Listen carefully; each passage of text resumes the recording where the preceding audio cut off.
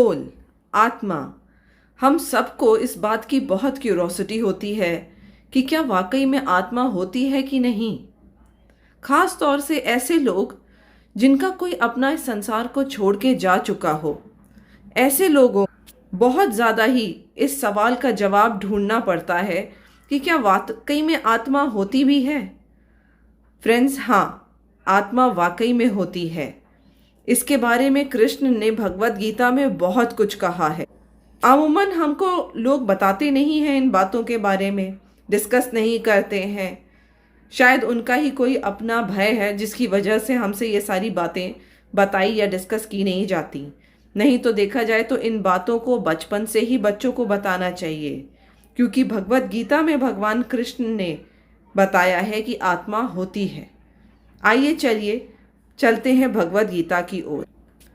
गीता में भगवान कृष्ण ने स्वयं इस श्लोक में कहा है, जो सारे शरीर में व्याप्त है उसे ही तुम अविनाशी समझो। उस अव्यय आत्मा को नष्ट करने में कोई भी समर्थ नहीं है। इसका तात्पर्य बहुत ही सुंदर है फ्रेंड्स। इस पे खास तौर से ध्यान देने वाला है, क्योंकि प्रभुपाद ने इसमें बहुत सटीक शास्त्रों से एग्जाम्पल्स उठा के आपको दिए हैं। तात्पर्य में प्रभुपाद कहते हैं, इस श्लोक में संपूर्ण शरीर में व्याप्त आत्मा की प्रकृति का अधिक स्पष्ट वर्णन हुआ है।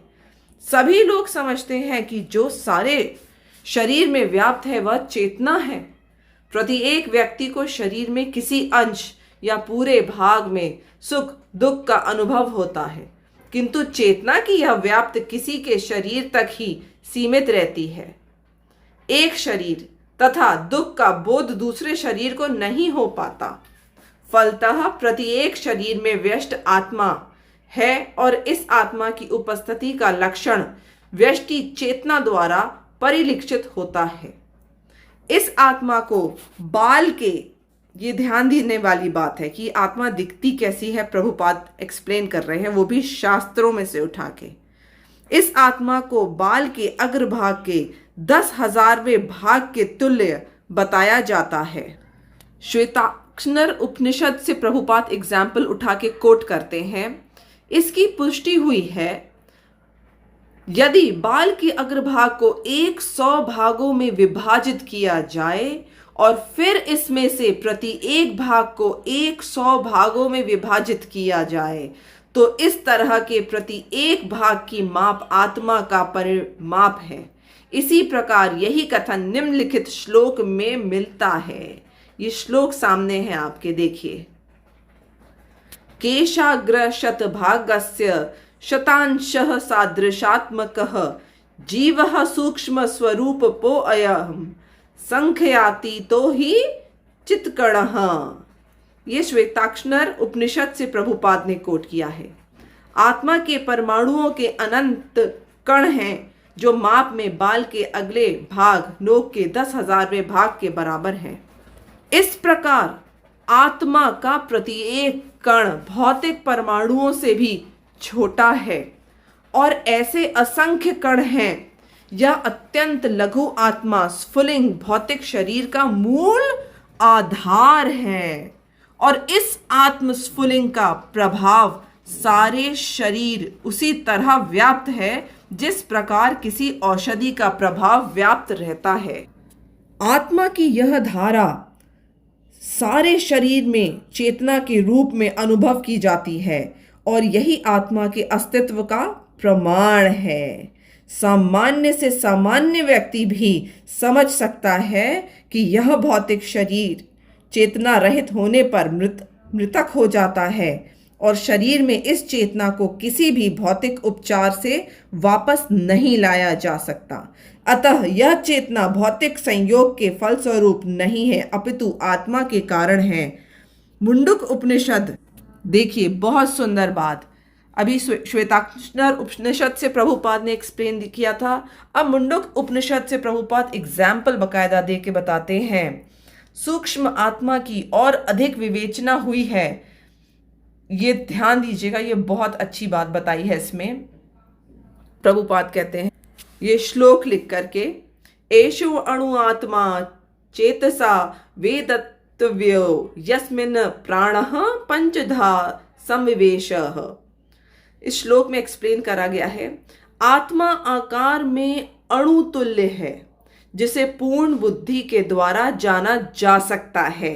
देखा, पूर्ण बुद्धि द्वारा आप जान सकते हैं, मगर आपको कोशिश करनी है तब आप जान पाएंगे। यह अणु आत्मा 5 प्रकार के प्राणों में तैर रहा है। प्राण, अपान, व्यान, समान तथा उदान, ये 5 प्रकार के फ्रेंड्स प्राण हैं जिनमें यह आत्मा तैर रही है। यह हृदय के भीतर स्थित है और देहधारी जीव के पूरे शरीर में अपने प्रभाव का विस्तार करता है। जब आत्मा को 5 वायुओं के कल्मश से शुद्ध कर लिया जाता है तो इसका आध्यात्मिक प्रभाव प्रकट होता है। फ्रेंड्स, यहाँ पे ये पॉइंट को ध्यान दीजिए। यहाँ बात की गई है कि हृदय वाले क्षेत्र में या हृदय में आत्मा रहती है। अब बहुत से लोग पूछते हैं कि आत्मा अगर हृदय में रहती है तो जब हम हार्ट ट्रांसप्लांट कराते हैं तो आत्मा भले ही कहाँ जाती है? तो उसका जवाब यहीं पे देखिए, लिखा है कि आत्मा कंटिन्यूअसली इन 5 प्रकार के प्राणों में तैरती है। आइए मैं इसके बारे में भी थोड़ा सा आपको बताती हूँ। जो 5 प्राणों के बारे में बताया गया है फ्रेंड्स, वो ये हैं। पंच प्राणों का वर्णन। 5 प्राण क्या बताए गए थे हमें भगवत गीता में प्रभुपाद ने? उदान, प्राण, समान और अपान।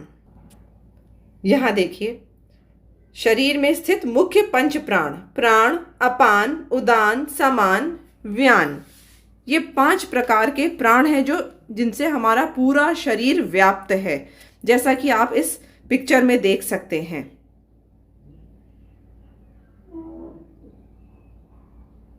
ये देखिए, ये है 5 प्राणों का और डिटेल में वर्णन।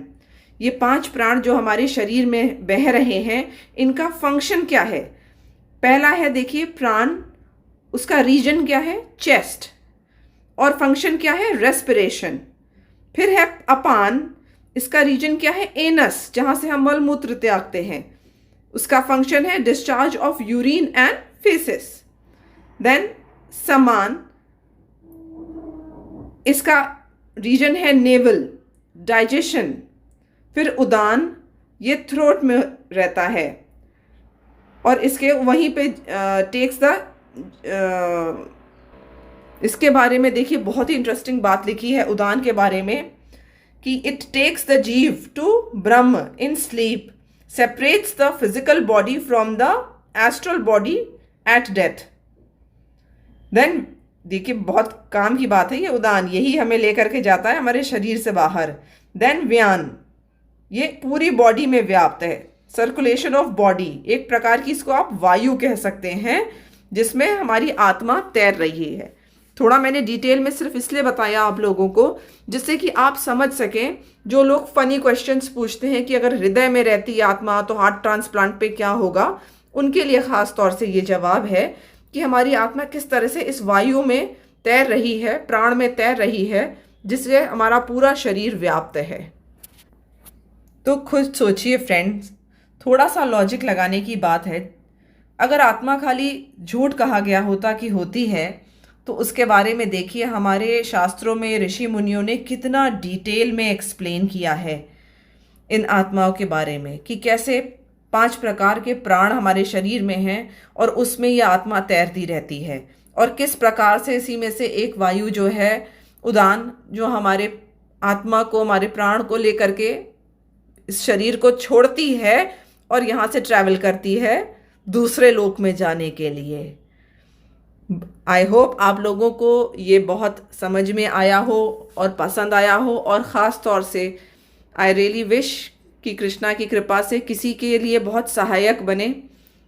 इसीलिए कृष्ण कहते हैं कि आत्मा हम सदा से थे, हैं और सदा ही रहेंगे, इसलिए हमें शोक नहीं करना चाहिए। सिर्फ अपना कृष्ण भावनामृत में रह करके, कृष्ण कॉन्शियस रह करके सिर्फ अपने कर्मों को सुंदरता से करना चाहिए। हरे कृष्णा।